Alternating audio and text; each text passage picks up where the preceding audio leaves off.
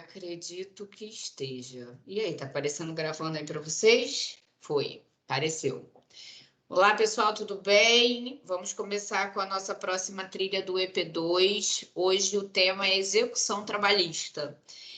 Já vou começar falando sobre a tarefa, qual é a tarefa que vocês deverão realizar.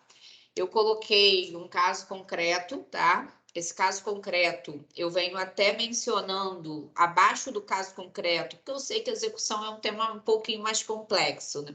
É um tema que, assim, é muito amplo e na área trabalhista é um tema muito difícil até para advogados que atuam na prática.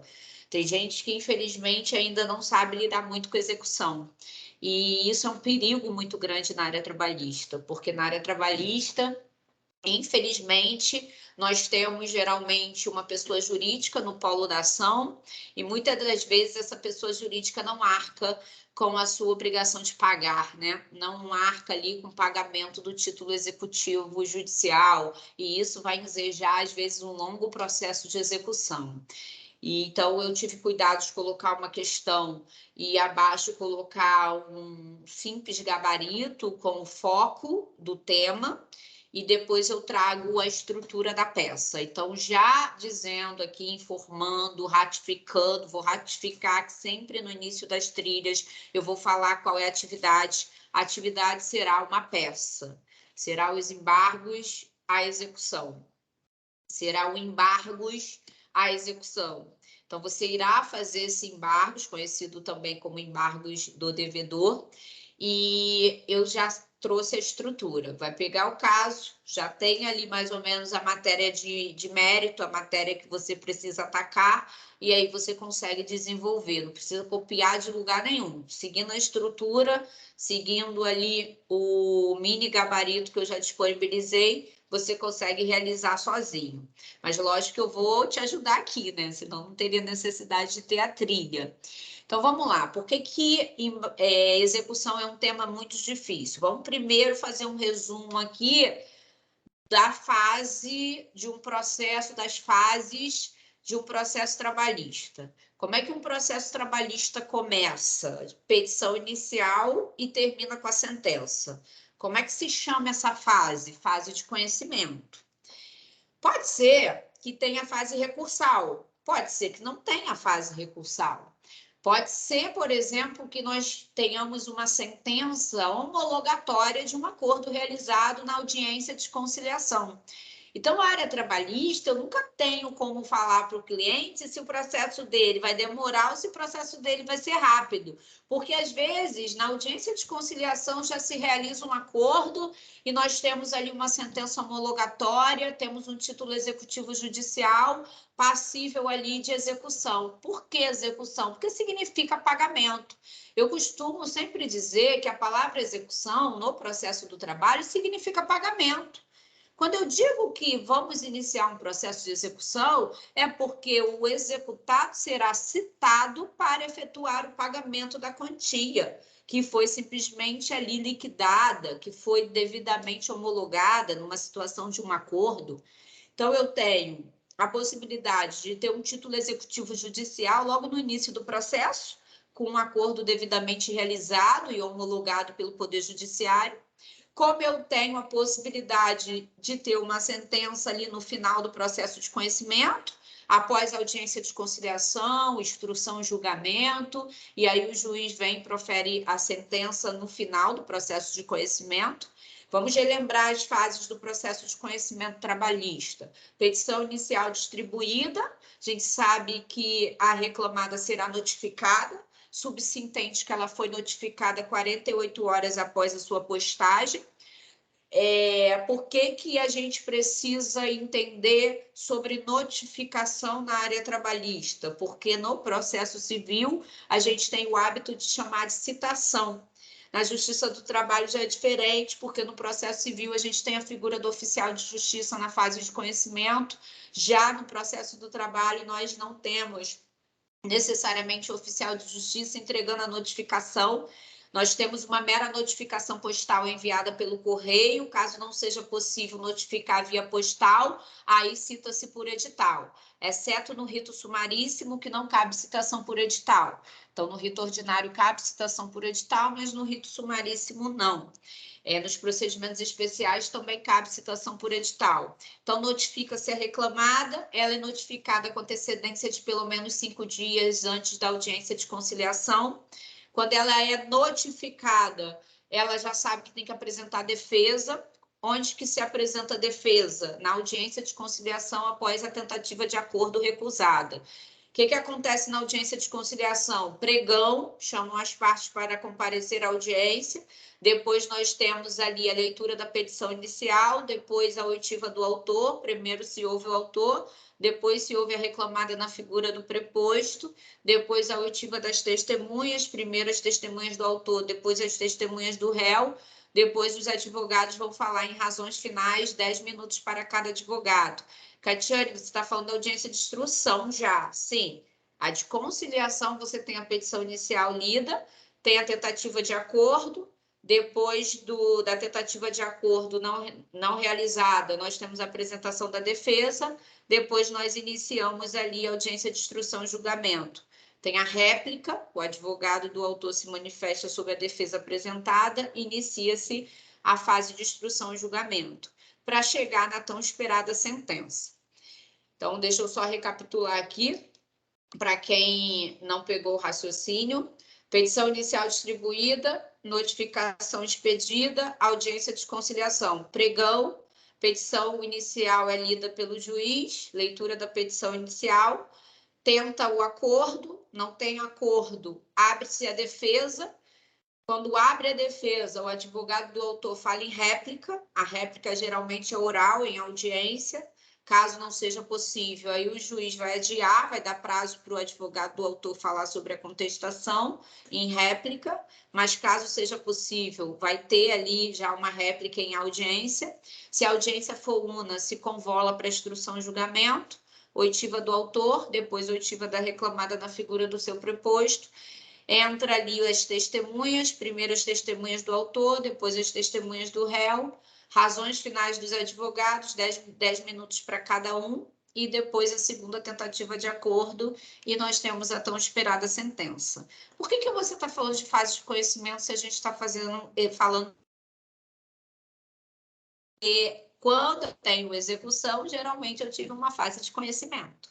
E eu posso ter um título executivo judicial na Justiça do Trabalho numa audiência de conciliação inicial, como eu posso ter um título executivo judicial na segunda tentativa de acordo, que é após as razões finais. Como eu posso ter um título executivo judicial passível de execução após essa tentativa de acordo recusada, que é a segunda tentativa.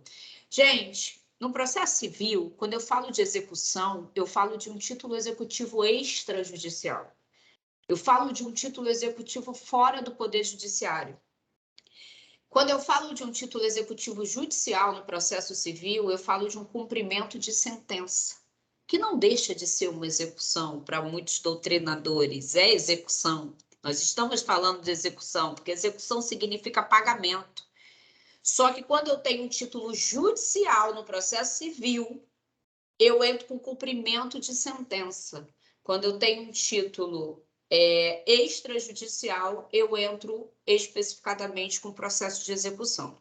No processo do trabalho, a gente já tem o hábito de usar execução, execução, execução, que é a fase de execução. De um título executivo judicial, cabe execução. Então, vamos lá. Tenho a fase de conhecimento, posso ter a fase recursal, porque o recurso nasce do inconformismo, é um ato voluntário, a gente sabe que nem sempre tem recurso, e depois, se tiver necessidade, temos a liquidação de sentença. Por que a gente tem que conversar um pouquinho sobre a liquidação de sentença? Porque a liquidação de sentença antecede a fase de execução. Se o título for ilíquido, se ele não for líquido, certo e exigível, se ele não estiver liquidado, eu preciso levar esse título executivo judicial à fase de liquidação. A fase de liquidação na Justiça do Trabalho, ela inicia-se ou por arbitramento, ou por artigo, ou simplesmente por cálculo. Diferente do processo civil, que só tem duas formas de liquidar hoje. No processo do trabalho, nós temos três formas de liquidação, de tornar esse título líquido, certo e exigível. Por artigo, é quando tem provas novas. Por arbitramento, é quando tem necessidade de perícia. E por cálculo, cálculo aritmético. Quando eu falo de liquidação de sentença, eu falo do artigo 879 da CLT. E lá vem dizendo que iniciará a liquidação de sentença e não diz o prazo que vai ser iniciada a liquidação de sentença. Geralmente, a liquidação de sentença ela é iniciada pelo autor, porque é a pessoa que tem mais interesse que esse processo de liquidação se finalize com o título executivo líquido, certo e exigível, para poder iniciar a fase de pagamento, que é a fase de execução. E aí, depois você dá uma lidinha no 879. Lá vem dizendo que na fase de liquidação de sentença é proibido inovar matéria pertinente à causa principal. Lá vem dizendo as formas de liquidação. Lá vem dizendo que a liquidação abrange também os cálculos das contribuições previdenciárias. Lá vem falando até que o juiz ele deverá abrir prazo para que as partes se manifestem sobre a conta liquidada. Isso cai muito em prova.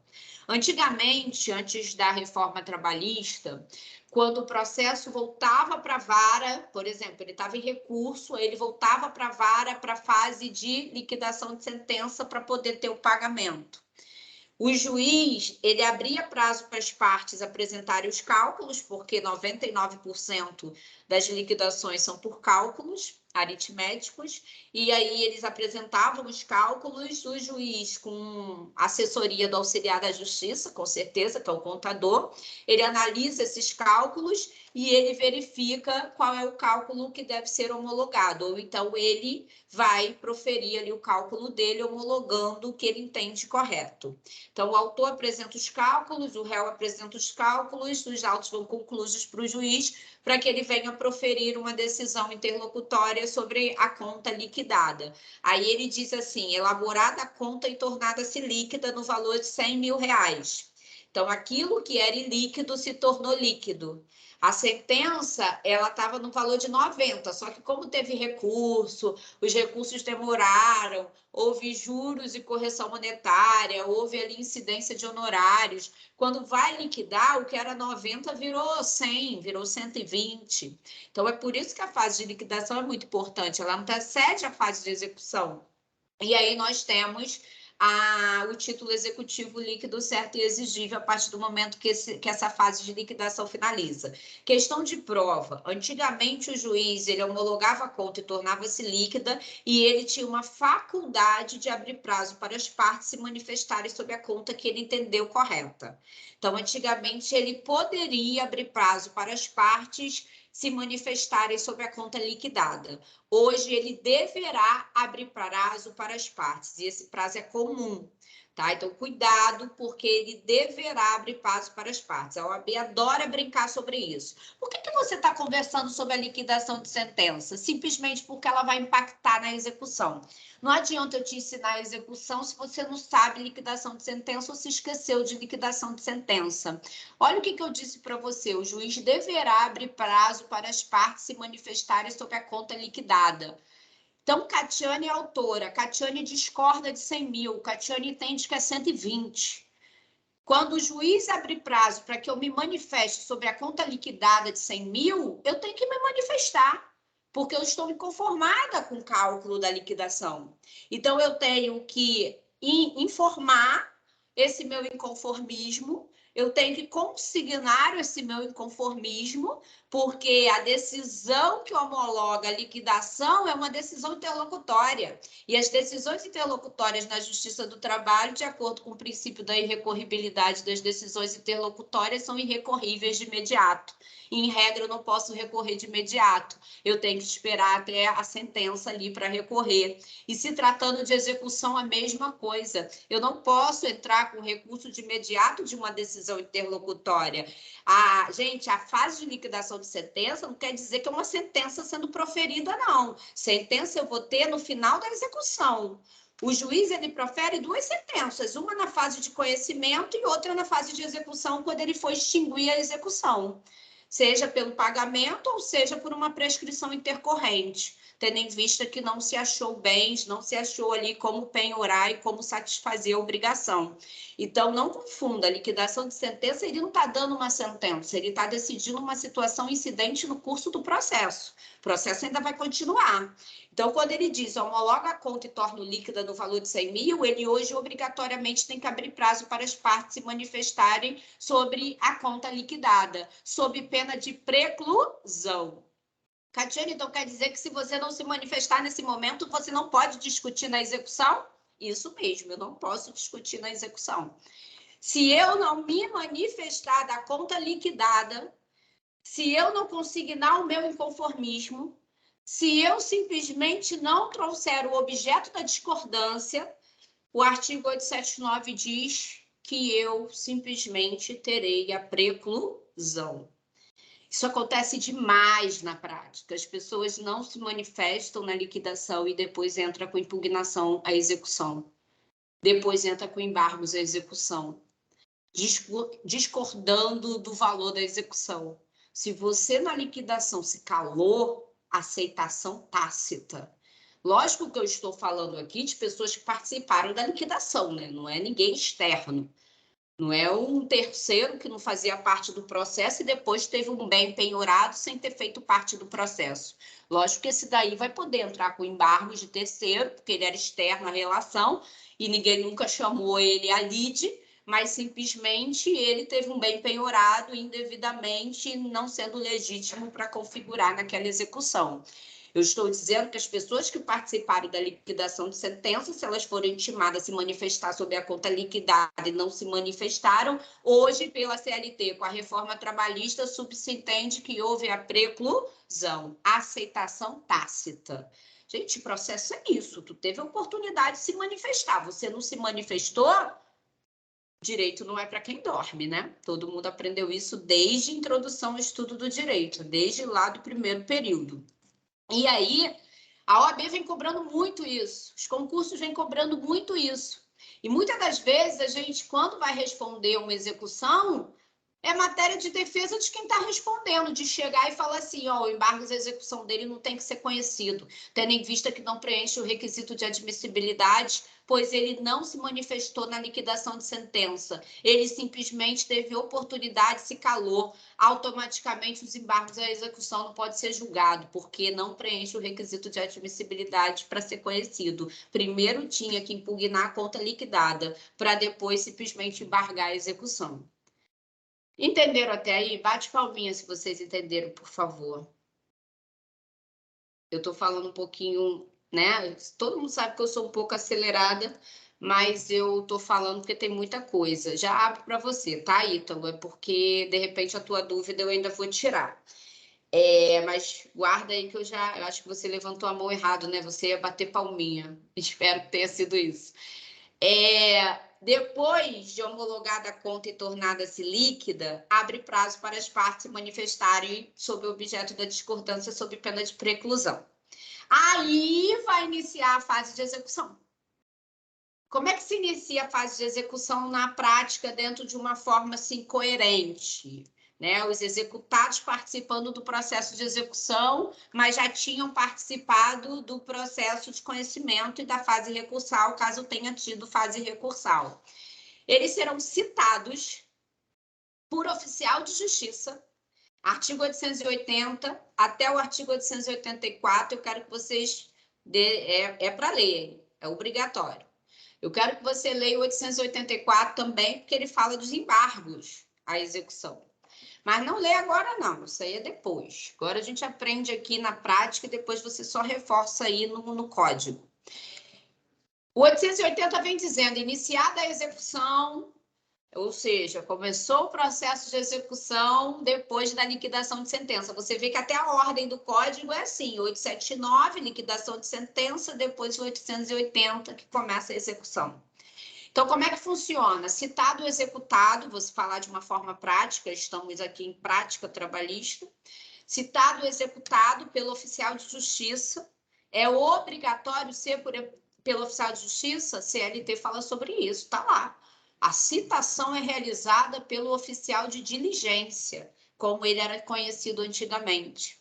O oficial de diligência, como o código chama, é o oficial de justiça. Questão muito cobrada de prova. Fala que ele foi notificado via R da citação da execução. Está errado. Nulidade do ato, tendo em vista que o mesmo deveria ter sido citado por oficial de justiça. Nulidade dessa comunicação, nulidade da citação na execução, tendo em vista que teria que ter sido entregue pelo oficial de justiça. Então, o oficial de justiça entrega a citação para ele toma ciência do valor homologado realmente ali, mesmo que ele não tenha concordado, ele vai ter que simplesmente entender que aquilo está no mandado de citação em penhora. Ele recebe o mandado de citação em penhora, o réu, né, o executado. Entendam uma coisa, em execução a gente já tem quem deve e quem é o credor. A gente já tem quem é o exequente e quem é o executado. A execução, ela vai em busca de uma coisa, ó, execução de quantia certa, que é o que mais a gente fala na trabalhista, ela vai em busca de dinheiro, de pecúnia. Então, eu já sei quem tem que pagar. Por isso que o executado será citado por oficial de justiça e receberá um mandado de citação em penhora. Por que o nome é mandado de citação em penhora? Porque lá vem escrito assim: executado, você tem que pagar 100 mil reais. Você tem 48 horas para fazer isso. 48 horas ele tem que fazer isso? 48 horas é o prazo. 48 horas para pagar. Catiane, se ele não quiser pagar, aí ele vai embargar a execução. Aí ele embarga a execução, mas para embargar a execução na área trabalhista, ele tem que garantir o juízo, ele tem que fazer uma garantia de juízo, para no prazo de 5 dias da garantia do juízo ele embargar a execução. Então, recapitulando, citado ou executado pelo oficial de justiça, ele receberá o mandado de citação em penhora, ele terá 48 horas para pagar. Pagou, em tese, está extinguindo a execução para ele, porque ele está cumprindo com o mandado de citação em penhora, a não ser que o autor, o exequente, queira discordar, tendo em vista que ele já se manifestou lá na liquidação de sentença do objeto da discordância. Aí, do pagamento, o autor vai entrar lá com a impugnação, discutindo a diferença.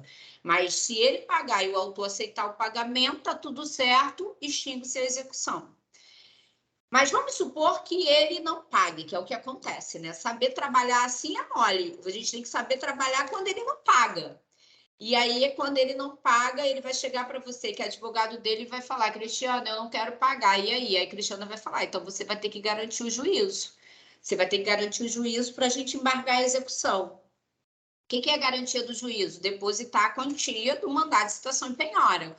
Pode ser depositado somente em dinheiro? Não, pode ser depositado, por exemplo, em seguro-garantia. Uma carta de seguro-garantia pode ser entregue no processo e aí você terá a garantia do juízo.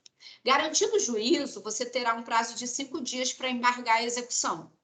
Então, os embargos à execução, ele é oposto depois da garantia do juízo no prazo de 5 dias na área trabalhista. Catiane, mas eu não tenho dinheiro, não tenho como pegar um seguro-garantia, e aí? Aí eu vou dizer que ficou meio complicado para você, mas já vou te dar uma segunda solução. Catiane, mas eu posso embargar a execução por qualquer matéria? Não. Artigo 884, só pode embargar a execução por prescrição, quitação da dívida e cumprimento do acordo. Você não pode sair embargando a execução por qualquer motivo, não. É isso que acontece na prática. Um monte de gente sai embargando a execução, alegando situações que não poderiam ser alegadas. Então, o embargo à execução, questionando ali, né, a situação da execução, tem que questionar a prescrição. Ó, essa dívida aqui está prescrita, eu não tenho que pagar 100 mil porque ela cobrou 6 anos, e estão me executando 6 anos, mas existe a prescrição quinquenal, só poderia ter sido analisado os últimos 5 anos. Prescrição, eu posso levar essa matéria até na execução. Quitação da dívida, já paguei aqui, ó, cumpri com o acordo é muito executado na justiça, né? E muitas das vezes o acordo já foi até pago e o advogado às vezes até se enrola pela quantidade de acordos que ele recebe na conta dele e acaba às vezes executando a empresa errada, tá? Já vi isso acontecer. E aí a empresa chegar, porque eu participei desse processo, e falar assim, aqui, ó, pago, na conta do advogado. O advogado, a gente fez o acordo, porque na Justiça do Trabalho, gente, eu não sei se vocês sabem disso, os acordos devidamente realizados em audiência geralmente caem na conta do advogado. A gente passa os dados do advogado e aí na data determinada cai na conta do advogado e o advogado transfere para o reclamante. Então, às vezes, o advogado tinha mais de um acordo para receber naquele dia no mesmo valor. Acabou que ele achou que uma empresa fez e que a outra não fez. Não conferiu, acabou fazendo besteira ali na hora, se enrolou. E aí o cartório também, o juiz também não verificou o comprovante lá de pagamento de quem fez, de quem não fez, e acaba gerando essas coisas erradas aí numa execução. E foi o que aconteceu. A gente teve que comprovar que o valor já tinha sido pago para poder simplesmente pedir a quitação da dívida. E lógico que a garantia do juízo é devolvida para o executado caso ele venha a vencer a execução. Numa situação dessa, você tem quase certeza que você vai vencer, né? Já que você já quitou a dívida, você garante o juízo, mostra ali o recibo de quitação e pega o valor depois de volta. Quitação da dívida, prescrição e cumprimento do acordo. Catiane, mas eu quero alegar outra coisa. Aí fica bem difícil. Se for matéria de fatos e provas, não pode, porque na execução não se discute matéria de fatos e provas. Matéria de fatos e provas se discutiu no processo de conhecimento, matéria de fatos e provas se discutiu em recurso ordinário, nem em recurso de revista você pode discutir matéria de fatos e provas. Recurso de revista é um recurso que é endereçado ao TST, que tem natureza extraordinária, que só se importa com matéria de direito sendo violada. TST é igual STJ e STF, não está preocupado com fatos e provas, não está preocupado com fofoca, ele quer saber se a Constituição está sendo violada, se simplesmente a lei infraconstitucional está sendo violada, no caso do STF, do STJ, no caso do TST, está preocupado se a CLT está sendo violada, se a Constituição está sendo violada, se a lei infraconstitucional está sendo violada. Então, a gente só consegue um conhecimento de um recurso de natureza extraordinária quando a gente ataca a matéria de direito, matéria de pré-questionamento, não matéria de fatos e provas. E aí, gente, os embargos de execução, ele não é fácil de ser proposto ou posto, como muita gente acha. Eu posso até opor, mas ele ser conhecido é outra coisa. Para ele ser conhecido, primeiro eu tenho que impugnar a liquidação de sentença. Eu tenho que manifestar o meu inconformismo na hora da homologação dos cálculos, que o juiz vai abrir prazo para que eu possa simplesmente me manifestar sobre o cálculo homologado. Eu tenho que simplesmente cumprir o prazo de 48 horas da garantia do juízo. Garantido o juízo, eu tenho que cumprir o prazo de 5 dias para embargar a execução. Embargada a execução, eu tenho que ter alegado prescrição, quitação ou cumprimento do acordo. Tá achando fácil ter um embargo desprovido? Não é fácil não, gente. E aí, lógico que o exequente será intimado para se manifestar sobre o embargo da execução, responder esses embargos da execução, e ali você terá uma decisão depois do juiz. E seria maravilhoso se fosse assim, né, gente? Só que muitas vezes, o que acontece? O réu fica inerte, o executado até citado não faz nada, não paga, e acaba simplesmente iniciando a fase de penhora. E aí, às vezes, bloqueia bens que são impenhoráveis, como, por exemplo, um bem de família.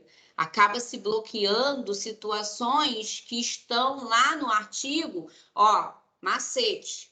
Sempre que falar de execução, você tem que saber o 835 e o 833 do CPC, né? Bens penhoráveis e bens impenhoráveis. Porque se o Ítalo está sendo executado e o Ítalo é daquele, devo, é brincadeira, tá, Ítalo? Devo, não nego, mas não estou nem aí, vai começar os atos de penhora sobre ele, porque execução é pagamento. Já existe uma obrigação a pagar nessa situação. A área trabalhista está ligada a isso. Quem vai para a Justiça do Trabalho querendo só a obrigação de fazer? Muito difícil, gente. E até a obrigação de fazer na Justiça do Trabalho exige pagamento quando descumprida, porque vai ter ali a multa diária pelo descumprimento da obrigação. Então, quando a gente fala em trabalho, nós estamos falando em pecúnia, em dinheiro, em verbas de natureza alimentar, sobrevivência do reclamante. A maioria das verbas de natureza trabalhista são alimentares. Praticamente tem doutrinador que diz que são todas. Tem outros doutrinadores que dizem que não, que tem umas que são de natureza indenizatória, como, por exemplo, dano moral. e não de natureza necessariamente salarial, e eu até concordo com esse entendimento, mas isso não é objeto de prática, né? Isso é objeto aí da gente sentar e conversar numa mesa aí sobre o assunto. Gente, então, se você parar para pensar, pode ser que o Ítalo fique inerte. Se o Ítalo ficar inerte, atos de cobrança sobre ele. Vamos em cima dele. Vamos agora com a execução forçada. Vamos em cima do patrimônio. Aí você abre lá o 833 e o 835 para você ver os bens penhoráveis e os bens impenhoráveis. Os bens penhoráveis começam com pagamento, inciso primeiro. Pagamento não, perdão, dinheiro. Falei em pagamento porque pensei em dinheiro. Dinheiro. Então, primeira coisa que vão fazer, mandar ofício para os bancos para saber se Ítalo tem dinheiro em conta. Ítalo não tem dinheiro em conta, aí vai ter os próximos atos de penhora, o advogado do autor vai se manifestar indicando bens à penhora. A nossa questão tem muito a ver com isso, tá? Por isso que eu estou tocando nesse ponto. Quando um bem que não poderia ser penhorado é penhorado, aí vai ter que ter o embargo à penhora para poder desbloquear esse bem indevidamente, que foi bloqueado indevidamente. Entenderam, meus amores? Bate palmas se vocês entenderam isso para eu poder ler a questão.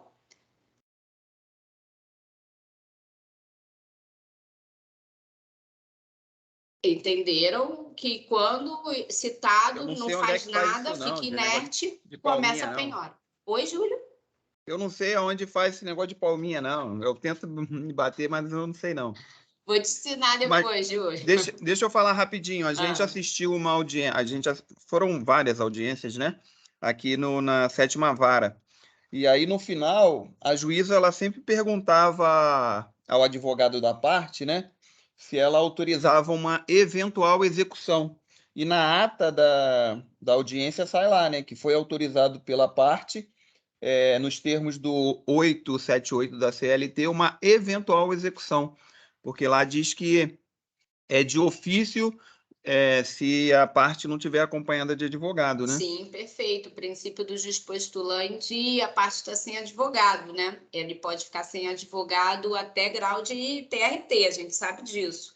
E o 878 diz que quando a parte tem advogado, a execução tem que ser provocada pelo advogado, não pode ser de ofício. Agora, quando ela está no juiz postulante, aí tanto a execução provisória quanto a execução definitiva podem ser de ofício pelo próprio Poder Judiciário. É porque as partes estavam sem advogado, Júlio? Estavam com advogado, só que a juíza ela perguntou, doutor, autoriza já a execução, a eventual execução, e sai na ata. De ofício, a parte por autora ela, autoriza eventual execução. Ela faz isso, mas geralmente na prática você não vê juiz fazendo isso não, tá? Ela faz isso. Gente, olha só, ontem mesmo eu entrei numa audiência trabalhista e estava sendo feito um acordo online.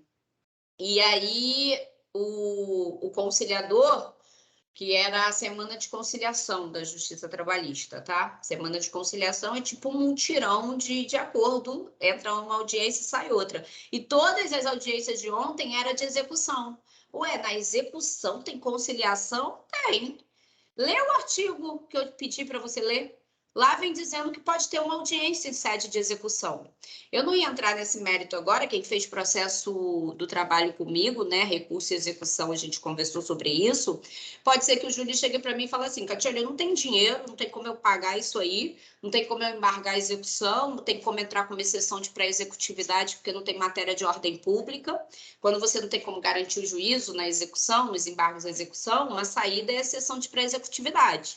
A exceção de pré-executividade é uma criação da jurisprudência, né, dos tribunais superiores, a qual colou, ela iniciou pela jurisprudência, e quando a gente não tem como garantir o juízo na execução, a gente entra com exceção de pré-executividade. Só que a exceção de pré-executividade, para ela ser acolhida, para ela ser procedente, você tem que trazer uma matéria de ordem pública, você tem que trazer ali uma prescrição, tem que trazer uma situação ali de incompetência absoluta, bem clara. É bem difícil você ter uma exceção de pré-executividade acolhida e resolver uma execução com uma exceção de pré-executividade. Muita gente entra com as exceções de pré-executividade só para procrastinar o feito.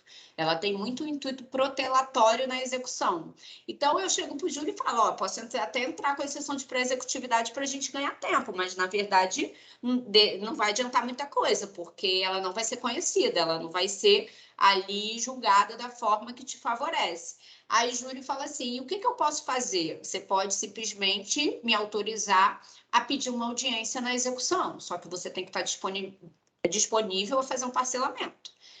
Aí eu peço essa audiência na execução, o juiz geralmente coloca na semana de conciliação ou intima o exequente, o advogado do exequente, para ver se ele aceita essa audiência de conciliação.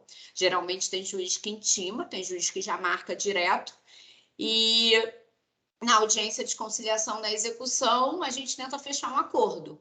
Essa semana de conciliação que está tendo do TRT do Rio, todo mundo que está ali tá para tentar fechar um acordo na execução. É muito interessante. Então, às vezes, você tem um processo de 2012 que participa de uma semana de execução e você fecha um acordo de um processo de 400 mil, fechou ali 280, parcelado em 28 vezes. Gente, às vezes é a saída, né? Dependendo da situação que a empresa se encontra.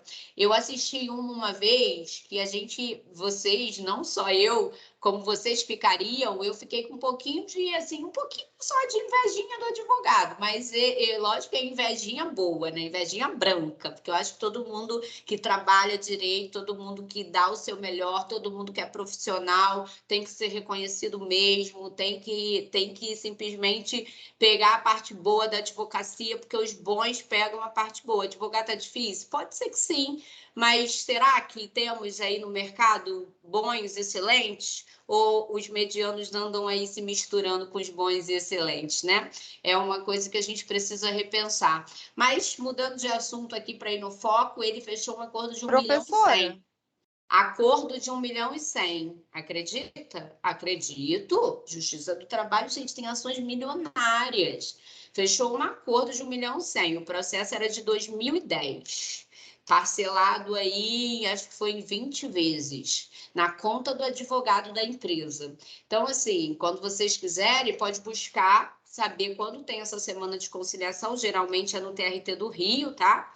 E geralmente elas estão acontecendo online, mas você consegue a chave e consegue entrar ao vivo. Tem aluno que fala assim, ai, mas não está tendo audiência presencial. Gente, ao vivo é a audiência, que para a gente é caracterizada como uma audiência, como se fosse presencial. Então, é isso que às vezes eu explico para o aluno e ele não entende. Ele fala assim, ai, professora, mas eu não tenho disponibilidade para ir no fórum. Você entra em contato com o fórum e pergunta quando está tendo audiência ao vivo, se eles podem te dar o link. Por exemplo, a trabalhista é pelo Zoom. Aí você tem aquela chave, né, que você é o ID. Você coloca no Zoom e você entra e assiste. Aquilo é ao vivo, só você provar para a gente que você estava na audiência, que você assistiu a audiência e que você sabe o que aconteceu na audiência. Porque se a gente quiser verificar, a gente vai olhar o andamento e vai ver que tudo que você escreveu realmente está na ata de audiência. Aí, só para concluir, já dou oportunidade para quem queria falar, o juiz botou lá, o conciliador colocou lá, porque a semana de conciliação tem pessoas que são conciliadores, é diferente. Lógico que quem faz audiência na trabalhista é só juiz.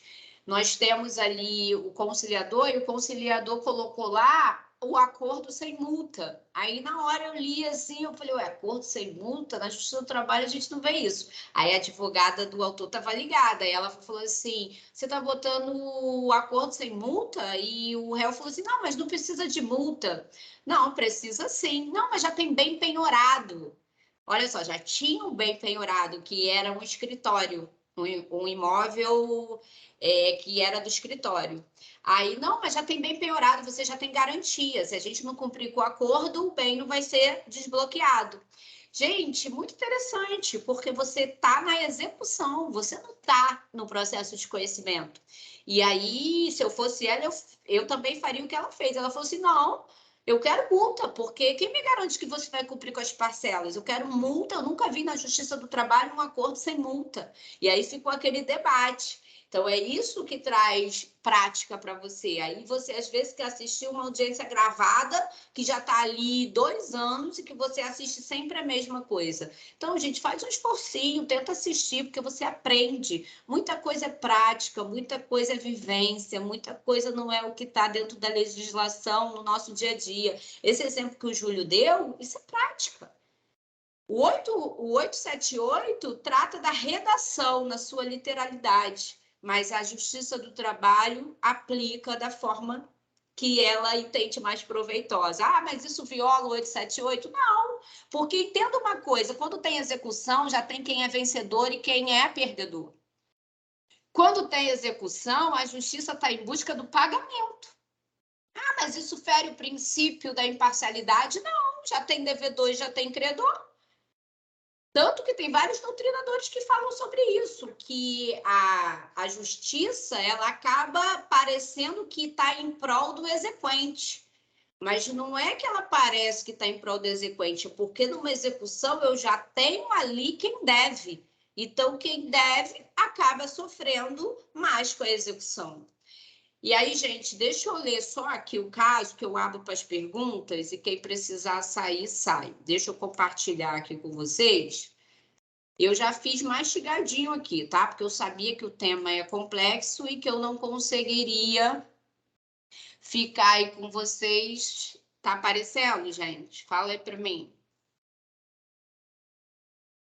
Sim, apareceu sim. Então, eu vou disponibilizar isso aqui ainda hoje no material de aula e vou mandar aí para os coordenadores das outras unidades. Rômulo Delgado Silva, brasileiro, viúvo, empresário, portador da identidade 113, CPF 114, residente domiciliado na Avenida Brás Montes, casa 72. Está vendo que tem os dados, né? Então, na hora de fazer, vai ter que mencionar esses dados. Ah, os embargos à execução, os embargos ao devedor, ele segue a estrutura de uma petição inicial? Isso mesmo, meus amores, ele tem natureza de processo de conhecimento. Ele não tem natureza de recurso, ele não tem natureza de petição interlocutória, ele tem natureza de processo de conhecimento. O que eu disse para você? Que o juiz profere quantas sentenças? 2. O juiz põe fim ao processo de conhecimento por meio de uma sentença. Como é que provoca o processo de conhecimento? Uma petição inicial. E o juiz profere uma sentença em fase de execução. Os embargos à execução, eles seguem uma estrutura parecidíssima com a petição inicial. Por isso que você precisa se atentar aí aos dados. Em entrevista com seu advogado, declara que foi sócio da pessoa jurídica, Delgado Jornais e Revista Limitada. Ó, ele foi sócio da pessoa jurídica, né? Tendo se retirado há 2 anos e 8 meses da empresa. Então, ele saiu da empresa... Ficou faltando um artigo... Ah, não, eu botei 10A. Achei que eu não tinha botado. Eu fiz rapidinho aqui. Hoje eu falei, será que eu esqueci do 10A? Por que eu pensei de ter esquecido do 10A? Porque antigamente a gente não tinha o 10A dentro da CLT. Foi a reforma trabalhista que colocou. E esse caso foi antes da reforma trabalhista. O gabarito foi o Código Civil. Mas como eu atualizei ele, aí eu botei o texto da reforma, lógico. Gente, olha só, o que o 10A fala para a gente da CLT? Que o sócio não responde pelas dívidas da pessoa jurídica, o sócio que saiu da empresa num período superior a 2 anos. Deixa eu melhorar aqui. Eu saí da empresa já tem mais de 2 anos. Eu, sócio retirante, saí da empresa, saí da sociedade há mais de 2 anos. O Júlio vai, processa e me chama a lide. Simplesmente diz que eu tenho, sim, ligação com a empresa e pede para que eu, por exemplo, responda. Vem uma desconsideração da personalidade jurídica alegando abuso, desvio de finalidade ou confusão patrimonial. E aí o juiz desconsidera a personalidade jurídica e vem em cima de mim. O que eu vou alegar? Eu vou alegar que eu já saí da empresa há mais de 2 anos, que eu sou sócio retirante há mais de 2 anos e que eu não tenho responsabilidade em tese. Lógico que a minha alegação inicial vai ser essa. aí depois eu entro na situação da responsabilidade subsidiária. Se eu tivesse na empresa, saído da empresa há menos de 2 anos, a responsabilidade poderia ser solidária. Então, depois vocês vão dar uma lida nesses artigos, que eu já deixei aí a tese, que vocês vão ter que trabalhar e se debruçar para elaborar os embargos, mas já facilitei a vida de vocês. Mas o ideal era que eu não tivesse feito isso, não. O ideal é que você pegue seu código, vá no índice alfabético remissivo e ache os dispositivos legais de acordo com o caso apresentado. Mas eu fui uma mãe aí, né? Mãe não, eu fui a madrinha, a tia, né? Igual eu com meu sobrinho, sou a bobona, porque se eu fosse a mãe, com certeza eu não daria mole. Então, na verdade, eu fui a tia aí, dando esse gabarito aí básico para vocês, porque a mãe não faria isso, a mãe deixaria você procurar no índice alfabético remissivo. Há 2 anos e 8 meses da empresa, ele se retirou. E foi surpreendido com a visita de um oficial de justiça. Por que oficial de justiça? Porque a citação é por oficial de justiça. Em sua residência, que da primeira vez o citou para pagamento de uma dívida trabalhista de 150 mil, oriunda da 50ª Vara do Trabalho de Roraima. No processo 0011-25027, número do processo. Em seguida, 48 horas depois, retornou e penhorou o imóvel em que reside. Calma aí, eu tenho 48 horas para efetuar o pagamento ou garantir o juízo para embargar. Aí ele já veio e penhorou meu imóvel com 48 horas? Poderia penhorar o imóvel dele, gente? Não, não poderia, porque ele poderia muito bem, 48 horas, pagar ou garantir o juízo. Ah, Catiane, mas está falando 48 horas depois. Mas mesmo assim, né, gente? Penhorar já assim, 48 horas, com certeza isso, na prática processual, poderá ser alegado. Existem vários princípios que regem a execução, e muito deles vocês aprendem até em processo civil. Existe o princípio, né, que tenta facilitar a penhora, que seja o bem mais vantajoso também para o executado, os atos de penhora não sejam tão ali agressivos, que venham prejudicar a pessoa física ou jurídica.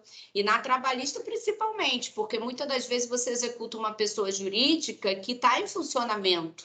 E às vezes se bloqueia dinheiro até mesmo dos pagamentos que serão efetuados naquele mês. Então, uma das alegações que a gente usa muito para desbloquear, por exemplo, dinheiro, é que o dinheiro bloqueado vai sustentar 300 famílias naquele mês. E aí o juiz tem que ponderar. Eu pago uma pessoa, eu libero o dinheiro para pagar os 300 funcionários que simplesmente ficaram sem pagamento esse mês. Então, você tem que dar uma lida em princípios que regem a execução, tá? Então, isso aí seria baseado aí numa tese para a gente poder tentar ajudar o nosso cliente. Então, 48 horas depois, retornou e penhorou o imóvel em que reside. Primeira coisa, não era para sair penhorando imóvel também, era para tentar bloquear o dinheiro. A gente sabe que pela ordem, dinheiro é a primeira opção. Não que eu tenha que respeitar aquela ordem toda, mas o próprio parágrafo 1º diz que o dinheiro é prioritário. Então, se o dinheiro é prioritário, a primeira forma de penhora é dinheiro. As outras eu posso trocar. Eu posso trazer ali o bem que eu tenha conhecimento. Mas dinheiro é a primeira forma de penhora. E aqui já saiu penhorando o imóvel dele. Então, era outra alegação que eu também poderia trazer aqui. Avaliando pelo valor de mercado em 180 mil, que tem apenas esse imóvel. Ele tem só esse imóvel, meus amores, bem de família, no qual reside com sua filha, já que é viúvo.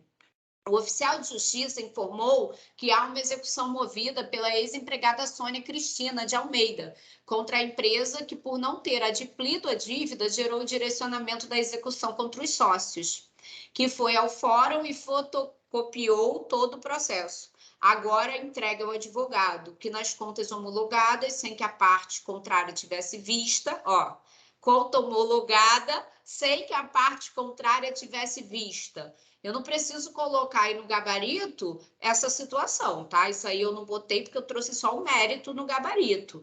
Mas você pode alegar nos seus embargos à execução que ele não teve oportunidade de se manifestar da conta liquidada, sob pena, né, de prejuízo gravíssimo, tendo em vista que ele teria que ter sido intimado da liquidação de sentença. Foi verificado que a correção monetária foi calculada considerando o mês da prestação dos serviços, ainda que a sentença fosse omissa a respeito.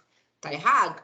Diante do que foi exposto, elabore a medida judicial adequada para a defesa dos interesses do entrevistado, sem criar dados ou fatos não informados. Gente, teve penhora errônea.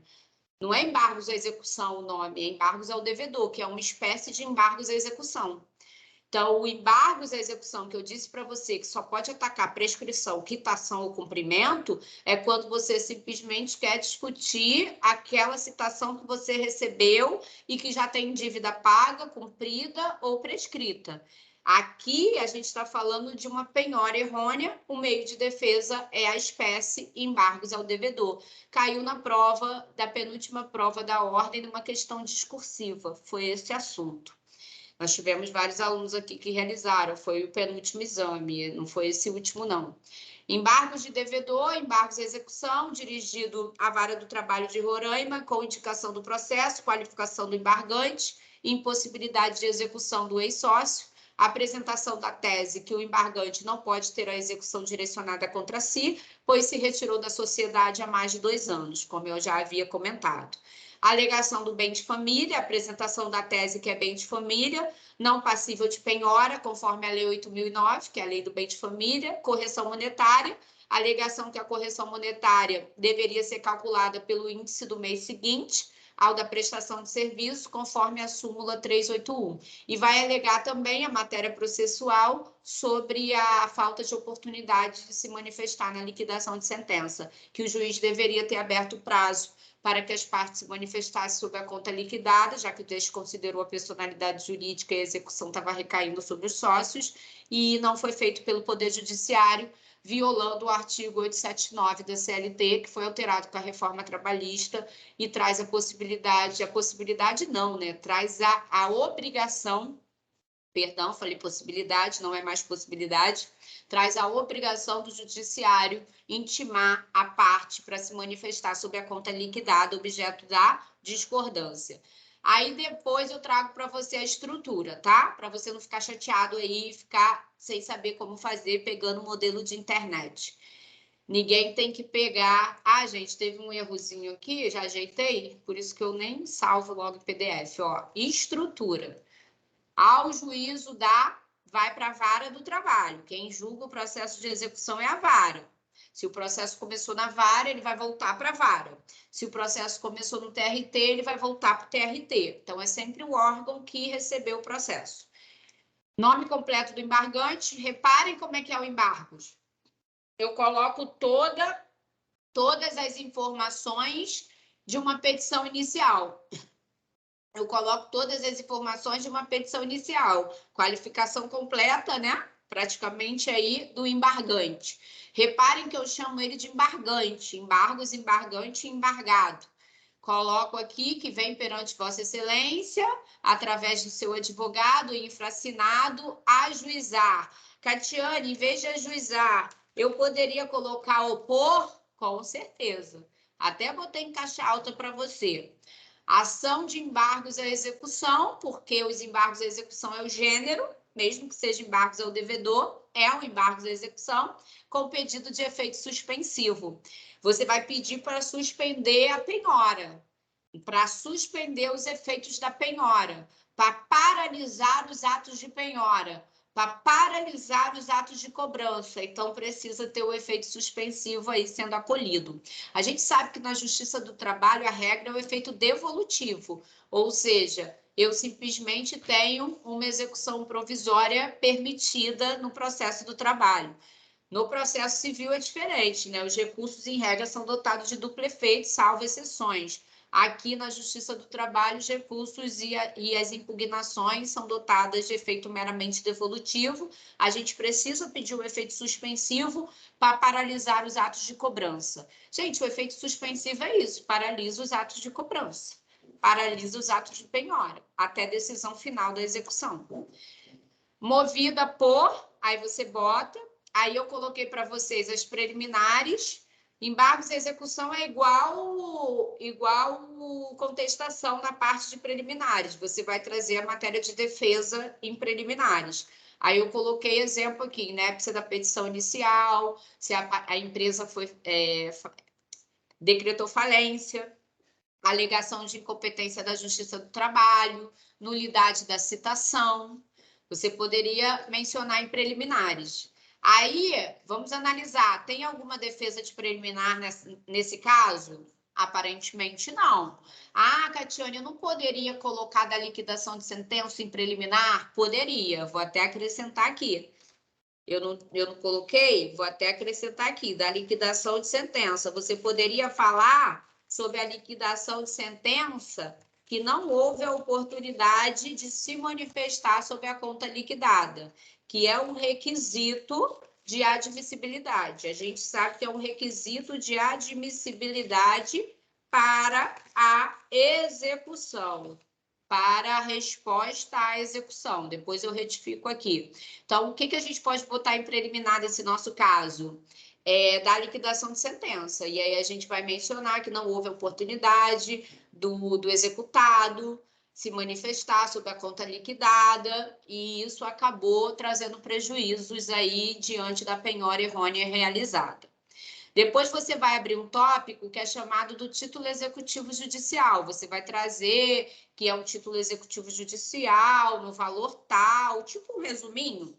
É isso aí, muito fácil, gente. Tomara que isso caia numa segunda fase de novo. Isso só caiu uma vez numa segunda fase da OAB. E mesmo assim foi quando a prova reaplicou, a banca reaplicou a prova por uma situação que houve impossibilidade de aplicação na data determinada. Então, os embargos à execução caiu uma vez, e não foi aqui no Rio de Janeiro, foi em outro estado, diante da necessidade de reaplicar a prova.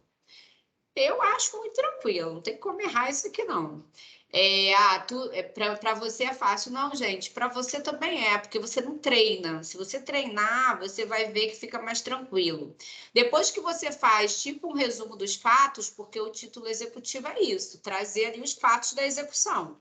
Aí você vem para a matéria de direito.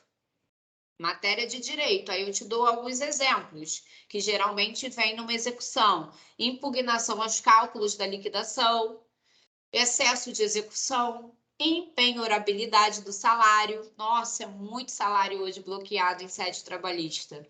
E muita gente entra com embargos por conta da alegação que o salário é empenhorável. Mas nós temos entendimento hoje, né, dos tribunais aí superiores, que o salário pode ser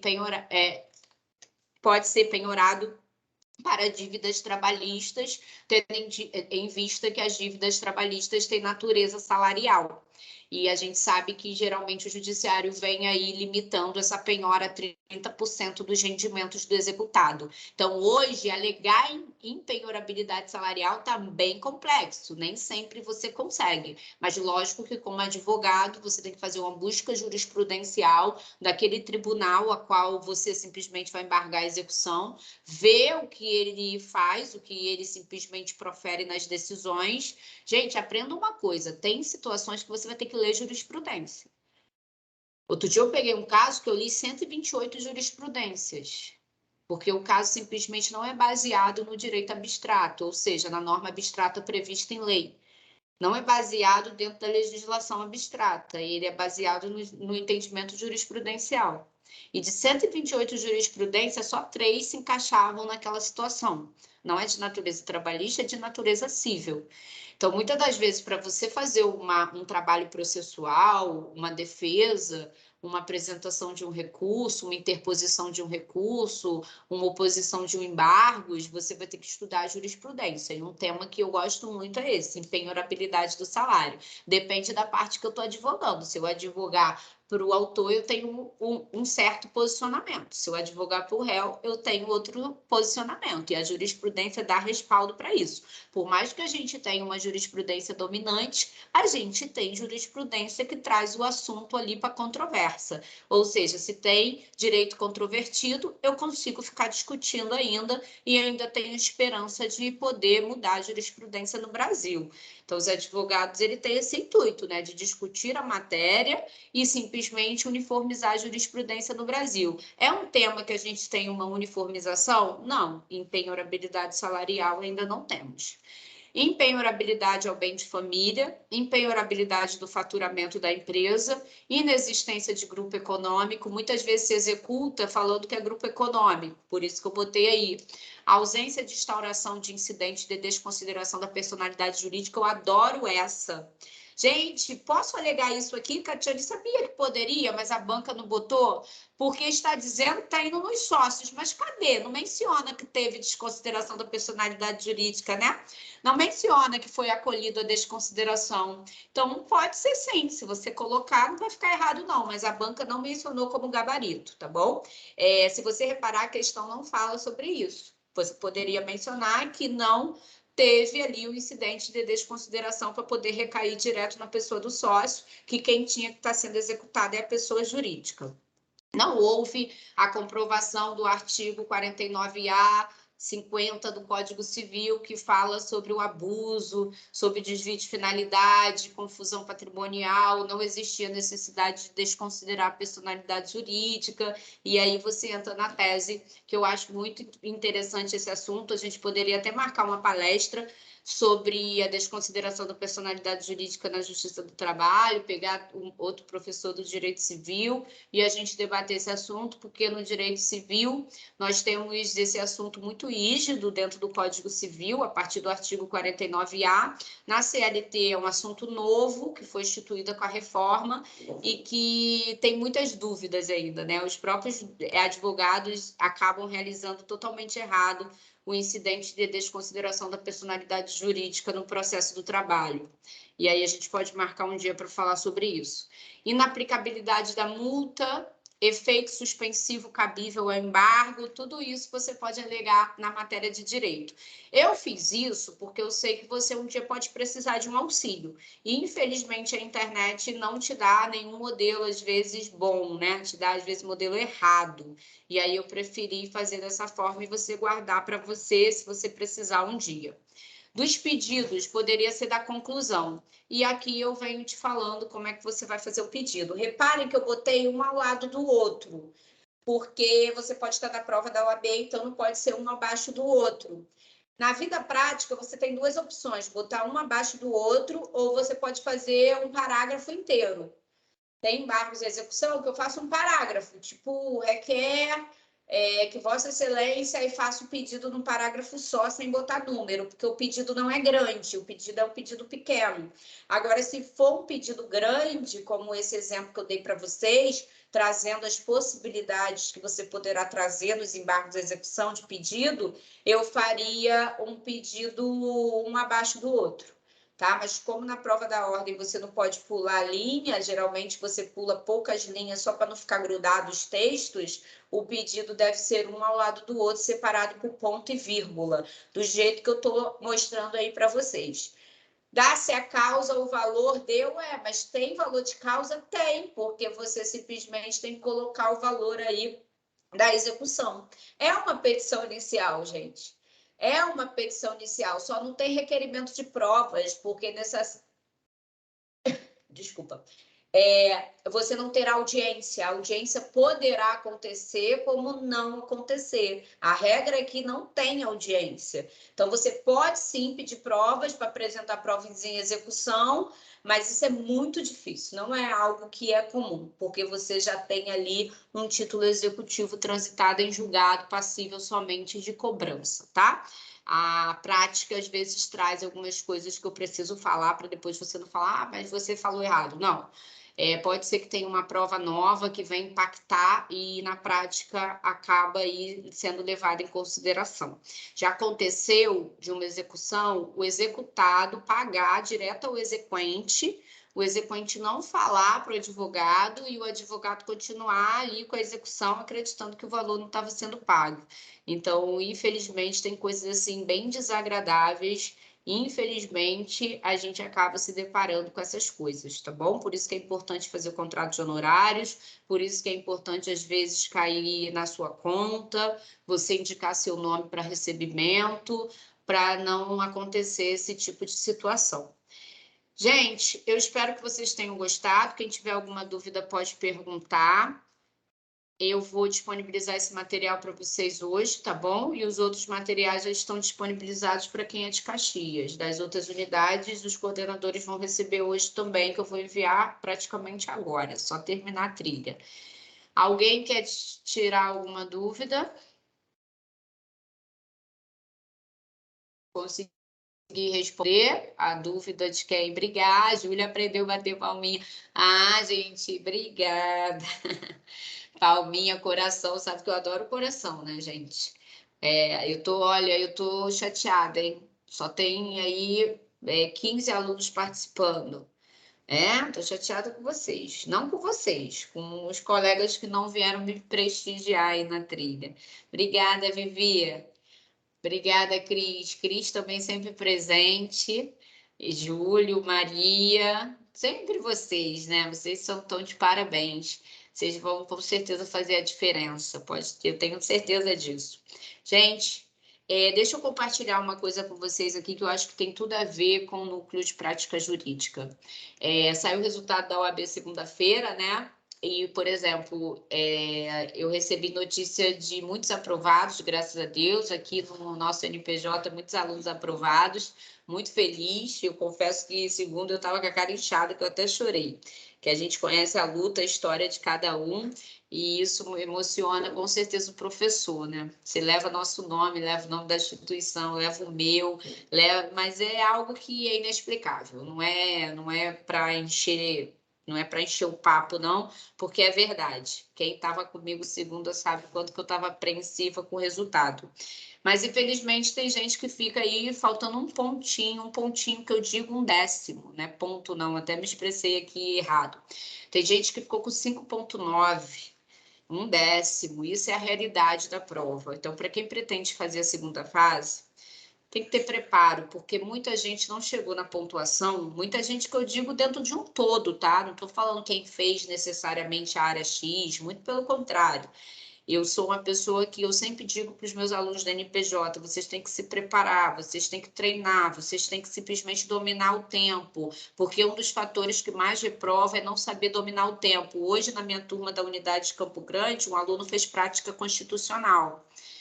E ele chegou para mim e falou, professora, eu não fiz a última questão e deixei a penúltima questão praticamente também incompleta. Isso impactou na aprovação dele. O outro falou assim, professora, eu não consegui acabar a última questão, mas eu consegui tirar 6 cravado. Então, você vê o quanto que não dominar o tempo acaba prejudicando os alunos. Não todos. Tem gente que sai antes do horário, porque treinou, porque se preparou, porque estava ali dominando o tempo. Então, essas atividades que eu passo para vocês, sabe o que vocês podem fazer? Vocês podem, botar o reloginho para cronometrar e saber quanto tempo vocês estão demorando para fazer uma peça. Se você estiver fazendo uma peça mais ou menos 3 horas, ainda está razoável. Agora, se você estiver ultrapassando de 3 horas, aí você vai ter que se preocupar, porque você tem 5 horas para 4 questões discursivas e uma peça processual. Então, custa nada a gente já começar a fazer esse teste, tá? Beijo, gente. Espero vocês no sabadão OAB na ilha. Deixa eu fazer uma pergunta. Tem alguém da ilha aqui? Tem alguém da ilha aí? Eu tenho que puxar a orelha do pessoal da ilha. Professora. Quem é? Sandro. Sandro sempre presente. Sandro, isso aí, sempre. Sensacional. Obrigada, Sandro. Sandro, avisa o pessoal participar das trilhas. Fala com teus amigos. Sei o que está acontecendo com o pessoal da ilha. Vou brigar com eles.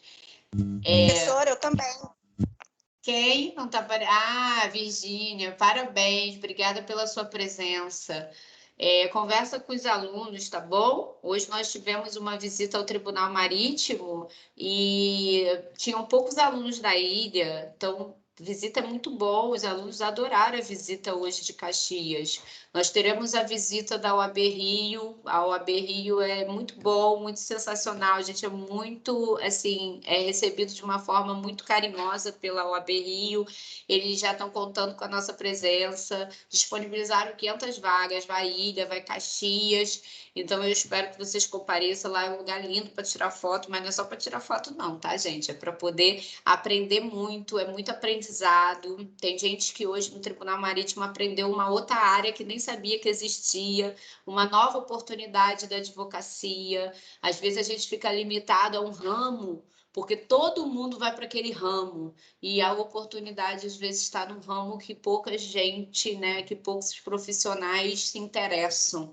E já é a segunda visita ao Tribunal Marítimo que tem aluno que fala: nossa, eu fiquei assim interessada em me especializar na área, porque falta profissionais nessa área, faltam profissionais nessa área. Então, gente, são oportunidades únicas. A OAB Rio, por exemplo, eles vão falar como você pode participar das comissões, isso é bom para o seu currículo, isso é algo que vai impactar no seu futuro profissional. Então, vocês que são muito interessados, eu espero que vocês gostem aí das próximas visitas e dos próximos eventos que a gente vem disponibilizando para vocês. Eu adoro visita. Todas as visitas eu tento botar nos meus horários que eu posso ir, para eu poder ir, porque eu aprendo muito. Eu fico mais impactada do que os alunos, porque infelizmente na minha época eu não tinha essa oportunidade. Então é uma oportunidade que para mim é única. Imagine para vocês que estão começando agora. Beijo, meus amores, fiquem com Deus e até a próxima, se Deus quiser. Nós teremos mais uma, se eu não me engano, que é dos procedimentos especiais, tá bom? Fiquem com Deus. Beijo. Obrigado, professora. Com Deus. Um abraço. Tchau, obrigada, abraço.